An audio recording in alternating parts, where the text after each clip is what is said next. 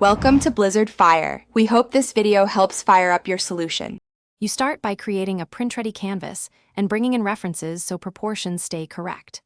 Open a new canvas at 3000 by 3000 pixels and set 300 dpi. This preserves detail. Then import the jersey template and your reference photo on separate layers and lower their opacity to roughly 30% so you can trace.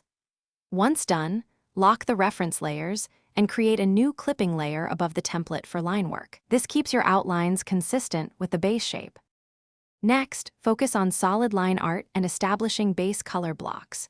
You should use a G-pen or similar for crisp outlines, changing brush size between 3 and 8 to suggest folds and seams.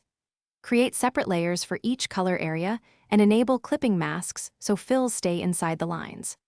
Once color is locked, add a new layer set to multiply or overlay and use a soft airbrush to paint fabric shadows and highlights. This creates depth and simulates jersey material. Make sure to group related. Finish by adding details and preparing the file for output. Place logos and numbers on separate vector or high-resolution layers. Use snapping and rulers to align them precisely with seams. Add subtle texture using a noise filter or a fabric brush at low opacity to avoid overpowering the design. When satisfied, hide construction layers and export as PNG or TIFF. Include a transparent background if the printer needs it. If edges look soft, check resolution and re-export at 300 dpi. Troubleshoot. If color